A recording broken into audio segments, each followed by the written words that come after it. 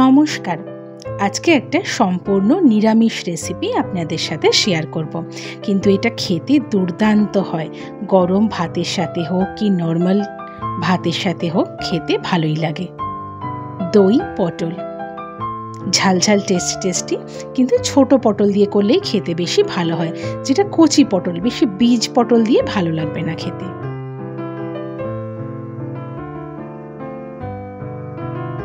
তো রান্নাটা শুরু করা যাক। নিয়েছি আমি প্যান, সর্ষের তেল দিয়েই করব। তো সর্ষের তেলটা প্রথমে দিয়ে দিলাম।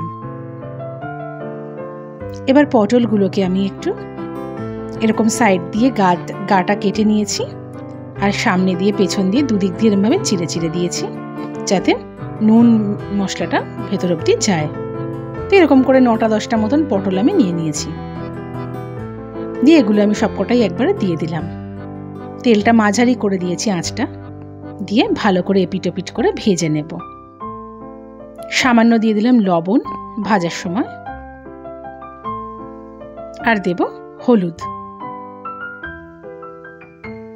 দেব সামান্য একটুখানি শুকনো লঙ্কার গুঁড়ো। বেশ এপিট ওপিট করে বেশ লাল লাল করে সব দিক দিয়ে পটলটা ভালো করে ভেজে নিতে হবে। একটু নাড়িয়ে চাড়িয়ে ঢাকা দিয়ে দিয়েছিলাম, আবার একটু উল্টে দিলাম। এরকম করে বারবার করে সব দিকটা দিয়ে ভালো করে ভেজে নিতে হবে, তাহলেই কিন্তু খেতে ভালো হবে। এরকম করে হয়ে গেছে, আবার একটু আঁচটা কমিয়ে দিলাম। একটা মশলা বানাবো আমি, নিয়েছি সবই হাফ চামচ করে ধনে, জিরে, শুকনো লঙ্কা আর হলুদ। এটাকে আমি সামান্য একটু জল দিয়ে দিলাম, 2 চামচ মতন দিলাম, দিয়ে ভালো করে একটা পেস্ট করে এক সাইডে রাখছি। তো ঠিক এরকম হবে, মসৃণ হবে পেস্টটা। তো এটা রেডি করে নিলাম। এবার পটলটা আবার দেখছি, মোটামুটি লাল লাল করে আমার হয়েই গিয়েছে। এবার একটুখানি মাঝখানে জায়গা করলাম, দিয়ে দেব গোটা জিরে ফোড়ন, আর দিলাম শুকনো লঙ্কা। পটলটাকে ওঠানোর দরকার নেই, এরকমভাবে মাঝখানে দিয়েও করে নেওয়া যাবে। তো এরকম করে লাল লাল করে ভেজে নিয়েছি।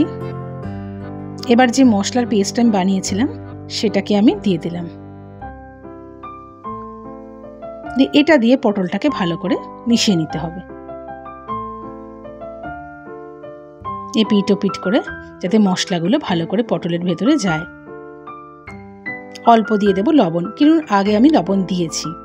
দেব একটু চিনি, গা মাখা মাখা হয়, তাই খুব বেশি লবণ দেবেন না, তাহলে কিন্তু খেতে ভালো হবে না। আঁচটা একটু কমিয়ে দিয়েছি। একটু সময় নিয়ে করলে এগুলো খেতে বেশ ভালো হয়। এটা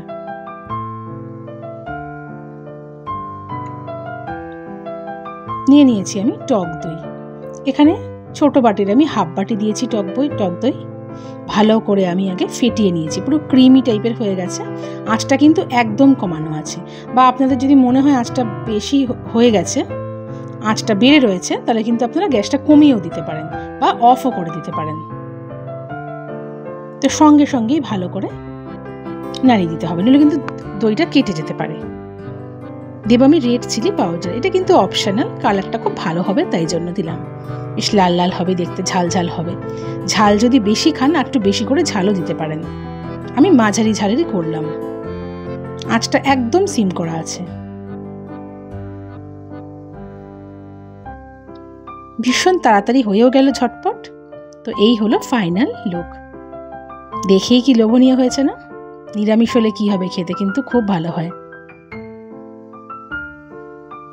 তো তৈরি হয়ে গেল দই পটল। তো আমার রান্না যদি ভালো লেগে থাকে, প্লিজ লাইক, কমেন্টস আর শেয়ার করে দেবেন। পেজটাকে ফলো করে দেবেন।